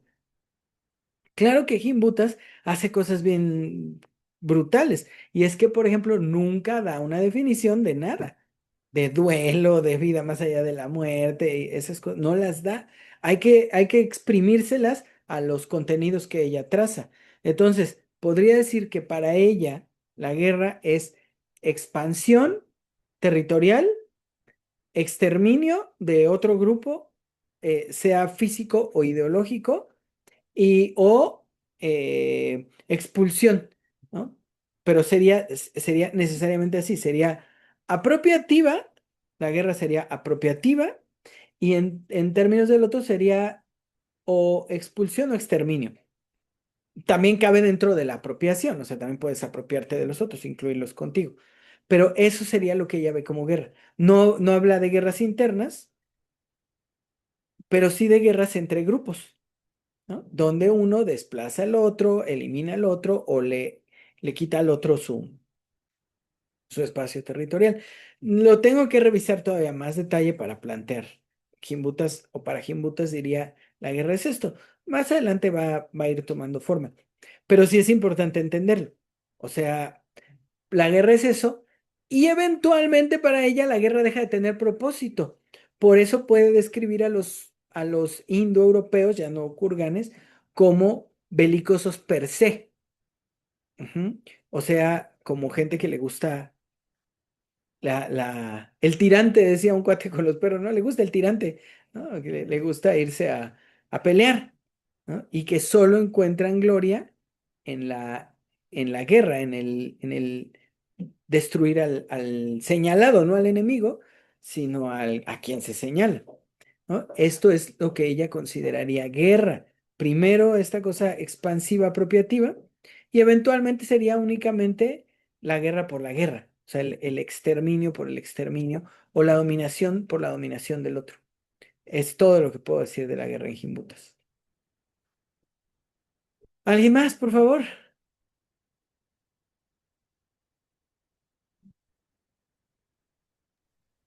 Yo Ah, ¿qué pa- estaba dormido, perdón que llegué tarde, pero em, esto que, entonces, justo lo que estás planteando es este asunto de lo bélico si se sostiene sobre la violencia y la dominación.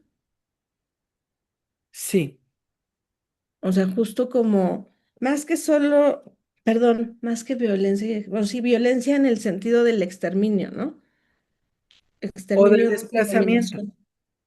Ujú. O sea, primero sería solo arrebatar y después ya solo sería destruir Dominar. o destruir. Ujú. Es que Jimbutas los va a definir así. Ujú. Sí, estaba pensando ahorita en lo que estabas diciendo porque, digo, no tengo ya ahorita como tan claro en qué momento va publicando, pero ella va a dar este contraste con los grupos de la vieja Europa que justo sostiene como no bélicos en el sentido de no apropiativos, ¿no? Y justo hace este tipo de descripciones relativos a no es un patriarcado, no es un matriarcado, es como más bien este asunto de la relación em, distinta entre lo masculino y lo femenino, y por eso hace este término que usa de gilania para contener a lo masculino y lo femenino en en la palabra. Y justo, o sea, en esta formación arqueológica, va a especializarse en los rastros que encuentra en estas otras civilizaciones, en todas estas, em, en todos estos hallazgos arqueológicos y las marcas, ¿no? Por eso va a ser este libro del lenguaje de la diosa. Ujú. Sí, es bien interesante, Alejandra, porque en el fondo yo creo que Jimbutas tiene una cosa. Ella se da cuenta que hay rasgos culturales previos al cruce con los kurganes Ajá. en la región. No dice que ya hay lengua indoeuropea. Ajá. Ujú. Ahora, Sí, sí. tampoco sabemos qué hablan, por ejemplo, los minoicos, ¿no? Los de Creta. Ujú, No sabemos qué hablan, pero sí ujú, sabemos que ya en la península, ya en el continente, hay lenguas indoeuropeas. Eh, ahora, ella ve en esos grupos algo muy bello, muy grande, espectacular, precioso, artístico. No torean, pero brincan al toro y no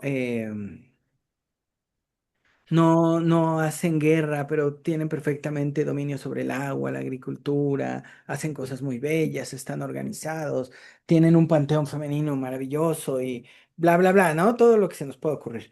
Pero lo que no se explica es cómo se acabaron. ajá. Entonces, lo que ella quiere decir es, pues, me los destruyeron, me lo mataron, ¿no? Es un poco, siento, lo que trae ella encima. Y creo que es importante como tomar en consideración que ella, corríjanme si me equivoco, pero ella ya ves que empieza publicando con Joseph Campbell. Y Joseph Campbell se va mucho para la figura del héroe. Ujú. ¿no? Y ella se va mucho como en sentido contrario, por eso ella, tanto sus publicaciones como lo que ella postula, pues queda como muy rezagada. Entonces también está siendo aplastada por esto. Ujú. O sea, también sus escritos están, lo que vemos en la actualidad y nos pasa, o sea, dentro de lo que uno puede pensar y plantear y encontrar, a lo que uno puede publicar, hay un abismo de diferencia. O sea, Más lo si que eres sea, mujer.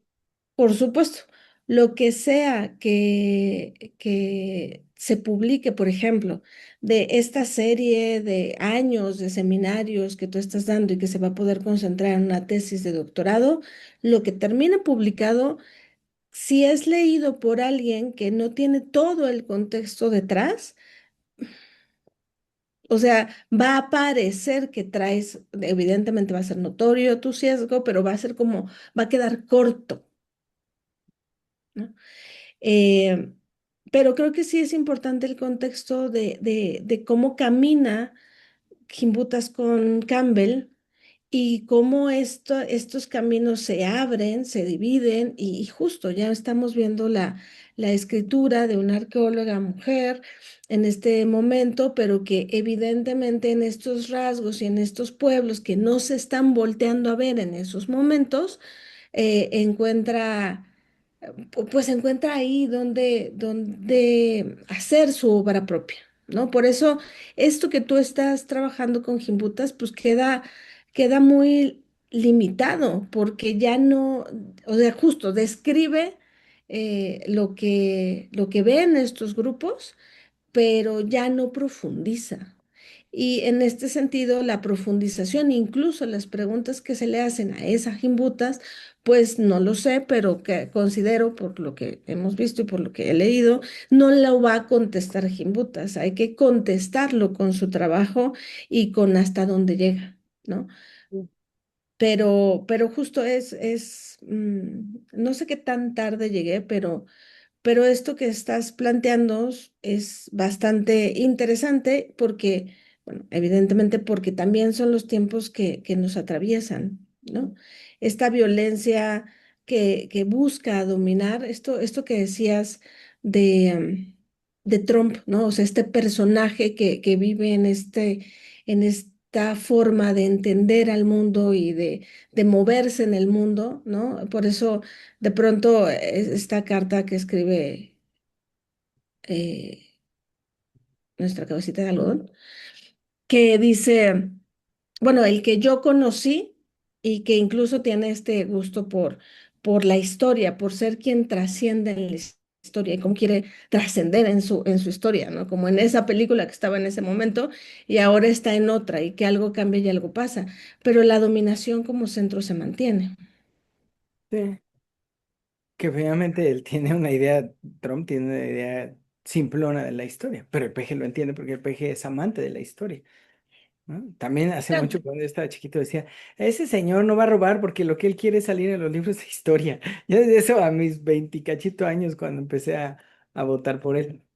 De ahí lo entiende, ¿no? Ujú. Por eso Pero, sí, sí, perdón, no.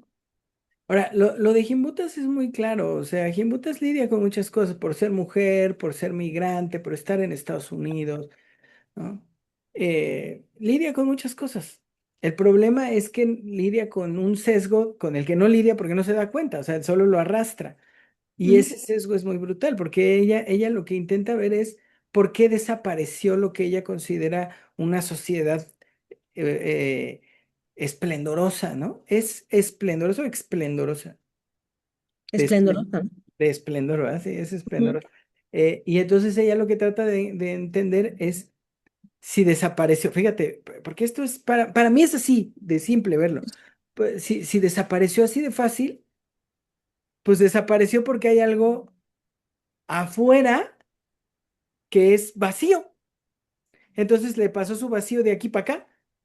Entonces por eso ella dice, a esta belleza de la cultura de la vieja Europa, la desapareció la barbarie de los Y la indoeuropeos. suplantó, ¿no? Porque justo tanto Gimbutas como Graves se especializan en esta suplantación y encuentran, ¿no? Encuentran este fenómeno del tomar estos rasgos y la apropiación, esta apropiación cultural que se suplanta y que sostiene, que cambia la historia, ¿no?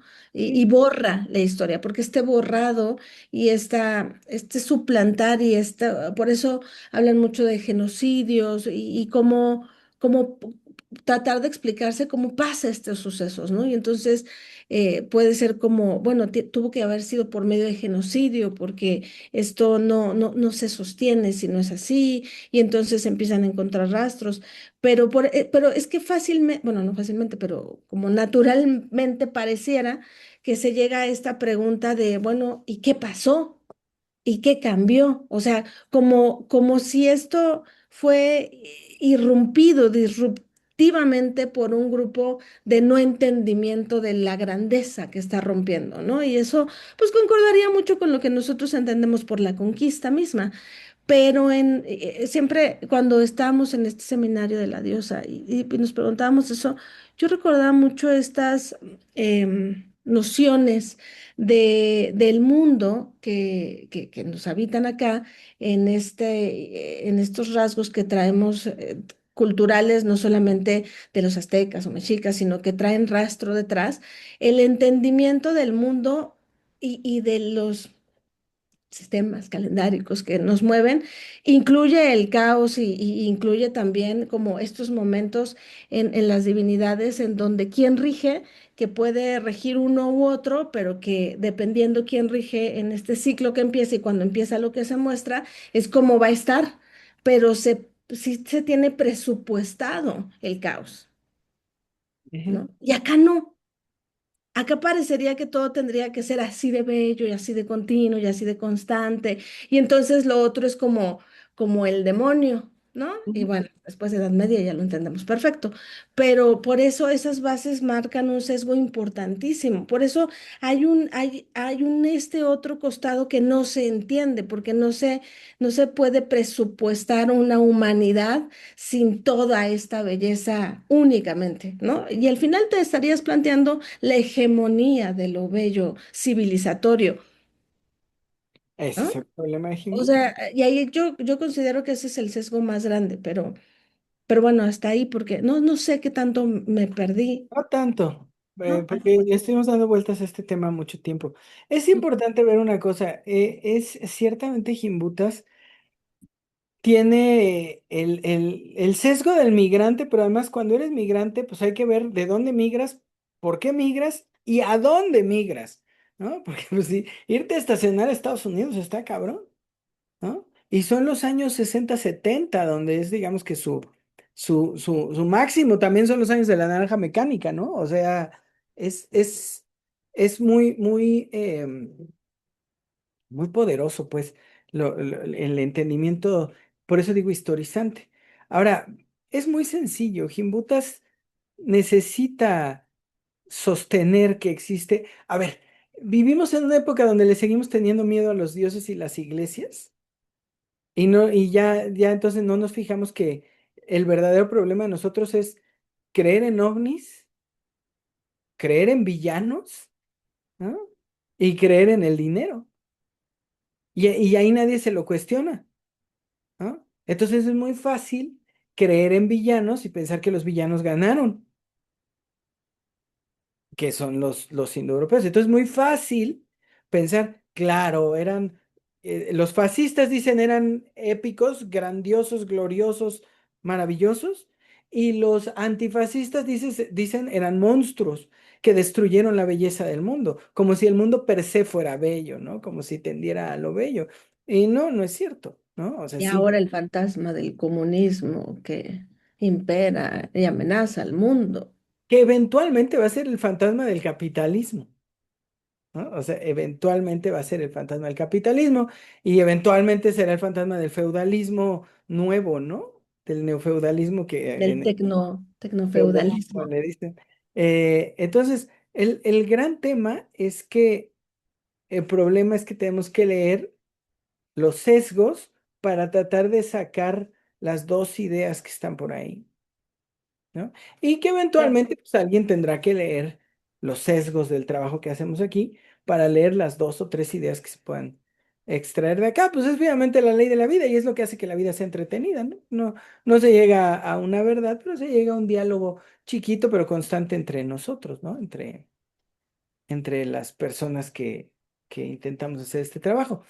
Por eso digo que es importante nada más plantearlo de esta manera, ¿no? Joshua preguntó mucho sobre la guerra hoy y me parece muy puntual porque tarde o temprano íbamos a llegar a que Gimbutas atribuye la guerra a los kurganes Ujú. y atribuye la desaparición de ese grupo que tanto sostiene y admira a ella a la guerra hueca de los kurganes, que les gusta Ya. hacer guerra nada más porque somos madreadores, ¿no? Mm. Entonces, pues ahí es donde estamos parados. Ya no me falta mucho de la cuestión del estilo, pero pues ya lo iremos viendo en próximas sesiones. Espero que una más. ¿Sí respondí? ¿Alguien más?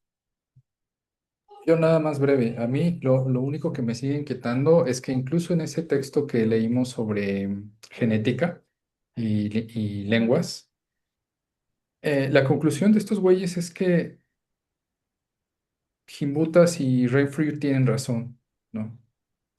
O sea, ellos no abandonan la idea de que los kurganes sí sean indoeuropeos, porque argumentan que las dos hipótesis de los madreadores, ¿no?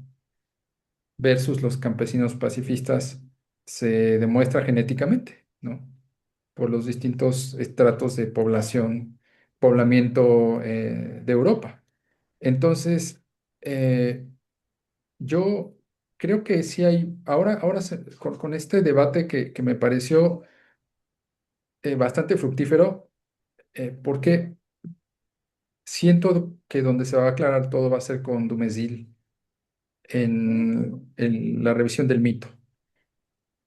Ahí hay mucho, mucho que todavía como profundizar, porque no creo que le haya dado tiempo al Señor de abarcar todo así, aunque sí tiene como en esta cuestión tripartita del gobierno, la religión y ¿cuál es la otra cosa? Bueno, no me acuerdo la tercera cosa, que fundamenta todo el mito indoeuropeo, ¿no? Sí, lo voy a trabajar en su momento. Lo que sí diría, Octavio, es que en ese texto, en el artículo, tenemos algo más, la hipótesis del indoiranio. Porque aunque sí está, o sea, aunque sí dice, están los dos grupos e incluso lo único que hace es fecharlos más precisamente, ¿no? Y los acomoda uno con el otro, deja la posibilidad de reconsiderar lo indoiranio, porque las migraciones genéticamente, lo rastreable genéticamente está ahí, en el sur del Cáucaso, ¿no? Por eso, o sea, sí, sí es cierto, o sea, no dice que no, pero abre una puertita que ya no estaba abierta, que es la posibilidad de que el homeland viniera de justo de ahí, del sur del Cáucaso, ¿no? Y por eso los iranios toman un papel importante, solo que el artículo ya no va más allá. Claro. O Güey, sea, Atenea Negra, ya, sí, ya vamos, ¿no? Para allá. ya vamos para allá. Sí, pero es importante verlo porque, claro, sacar a los iranios de la ecuación.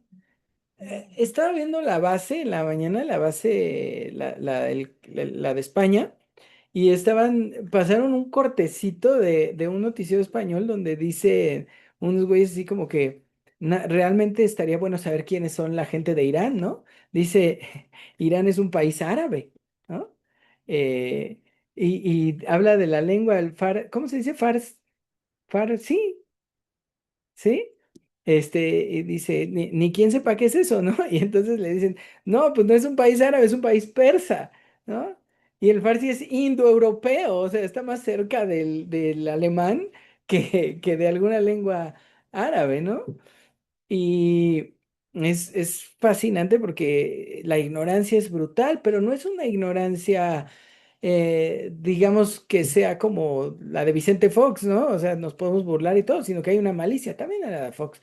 Em, hay una malicia en la ignorancia, o sea, aislar a los iranios, aislar a los persas, nulificarlos, no hablar de ellos, no tomarlos en consideración y todo, es, eh, es una, es una intencionalidad, o sea, es parte de la guerra, es parte del tratar de destruir a un país que probablemente dé marcas del gran, de la gran migración que habría poblado culturalmente Europa o de una buena parte de los rasgos de la cultura europea.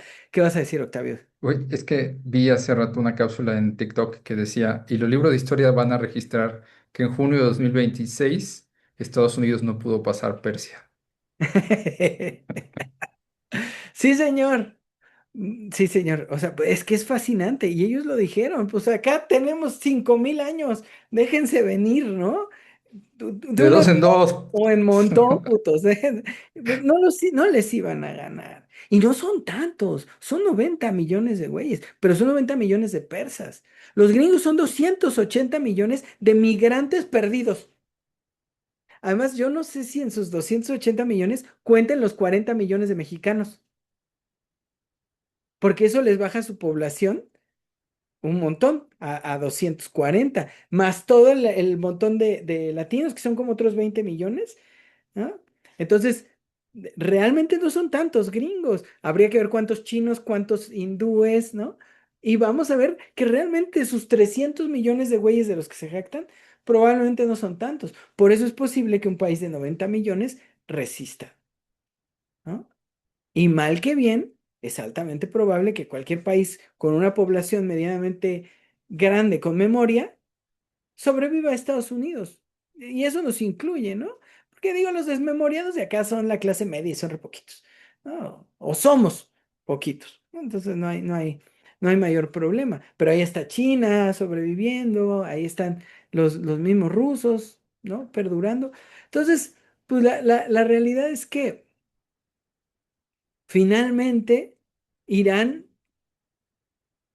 en las estupideces de exterminio se ha levantado.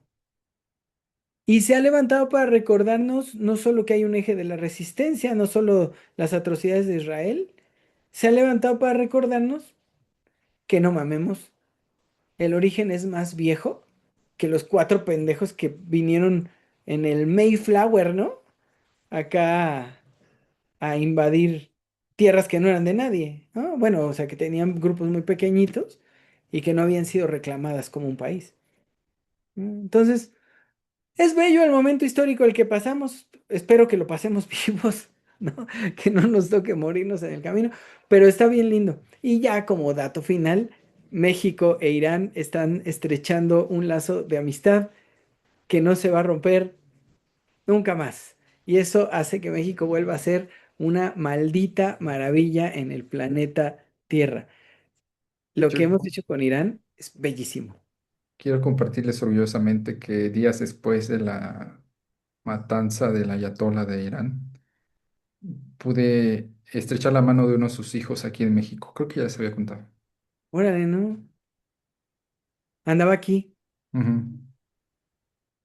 Pues ahí estamos los mexicanos para acoger a cualquier iraní que, que guste. Ahí está lo del equipo, está precioso. Y ayer vi el video de Lego, está bien lindo. No he visto el de la historia de México contada con Legos. Está maravilloso. Sí, Es no, que es el reconocimiento a los pueblos con historia en esta batalla que hoy llamamos batalla cultural, pero que hace una diferencia importante, ¿no? O sea, desde estos pequeños momentos y comentarios muy puntuales de queríamos responderles el daño a nuestros lugares sagrados y nuestros monumentos históricos, pero no encontramos a dónde dirigirlos, ¿no? qué bello. Mm. Sí, sí. Pero el reconocimiento de estos pueblos, el reencuentro del pueblo iraní con el pueblo mexicano y con la historia que hay detrás de estos pueblos, fue así, inmediato. Y sí, ese video está bastante lindo de la historia Si de lo México. tienes, es que lo busqué y no lo encontré. Si lo tienes, Sí, mándalo. lo mando, sí, lo mando. Pero es lindo, ¿no? De verdad es bien lindo porque que ellos digan batalla cultural está bueno. Para nosotros solo es memoria. Nuestro ejercicio es más fácil. Ellos tienen que convencernos de que olvidemos y que creamos en algo. Y nosotros, nosotros solo tenemos que recordar. Y es bien fácil recordar, ¿no? Y cuando tenemos hijos es más fácil, ¿no? Porque hay que recordarles. No me refiero a los físicos, ¿no? Sino a las generaciones a las que hay que explicarles cosas. Pues ahí andamos en la batalla. Por favor, ¿alguien más? O ya nos vamos. Hoy ya son casi las 11 y nos estamos perdiendo el Colombia. No sé, ya acabó, ¿no? Ya acabó, güey, ganaron 3-1. ¿Colombia? ¿Colombia? Sí, Ah, sí. qué chido. Ahorita voy a tomarme. Al fin que ya no vino mi paciente. Me voy a ir a tomar ¿Colombia una contra chela. quién fue? Contra Kazajistán. Uzbekistán o Ah, no. ¿Uzbekistán? Ajá. Ah, ¿eso dónde ¿alguien está? sabe cómo quedó el de Portugal? Portugal. Sí, empataron. Ah, ok, ok. Qué Inglaterra simpático está ganó. Uno esta uno copa. creo. Ajá. Órale. Chale, yo no he visto ni un partido. Pues Octavio ya mandó una liga para verlos, pero yo ni tele tengo. Entonces, mejor En la sí. compu los puedes ver. Ajá. Siempre que digo yo ni tele tengo, siempre hay alguien que dice, ah, yo tengo por ahí una tele y todo. No, sí tengo un aparato, puede ser, pero no tengo nada para conectar la tele al mundo, no. Tengo una pinche telesota para jugar Street Fighter con una chunlisota, pero, pero no tengo, o sea, no tengo, y sí, nada de eso tengo. Ni siquiera la cosa para conectar la tele de la calle. O sea, no puedo ver El ni TV Play. Azteca. ¿Qué? Con el Play puedes conectar cosas de la tele. Ah, pues ahí veo. Ah, me da hueva. Mejor ahí sigo viendo los goles en YouTube. Además, no soporto al Messi. Ya, Ya generación que se X. vaya. Además es bien Ya simpático duérmase, porque se va generación a ir X. mostrando lo que es de cuerpo completo. Ya lo está mostrando. Pinche Messi es una basurita. El Cristiano sí me cae chido. Pero ya se nos acabaron los Zidanes, los Eto'os. Eso ya no existe. Pero bueno, si ya no hay nada más que comentar, vamos a tomarnos una chela con los colombianos acá al Sí, Moreno, sí, ve, güey. al al, Moreno. al salón de este de los milagros. Nel, ahí sí estaba hasta su madre. Ah, pues sí, ahí van a estar todos. No, ahí Ahí no. están todos ahorita y estoy oyendo hasta acá el desmadre que se Todo trae. desde temprano. Ujú. ¿Estás aquí? Sí, No. Ah, no, Jas, va lejos y noche. sí, Sí, ya Gas, es ahora sí, ya es noche. muy noche y vas muy lejos. Sí, sí, sí, pero pues me quedé porque me quedé, ni modo. Bueno, pues vamos a tomarnos una chela ahí al Morenos o al Tacobar, donde haya menos que los milagros. Va. Si, Bueno, yo los voy a dejar porque recuerden que voy lejos. si alguien se apunta, nos vemos aquí para una chela aquí en el Morenos. Si Ahí no, está el cuadro descansen. y está más Bye, fácil. bye. Bona nit, dicen Bye. los catalanes. Salud. Buenas Bona Bye, noches a bye. todos. Buenas noches. Buenas nova, noches. Bye. Bye, bye. Au revoir. gute Nacht.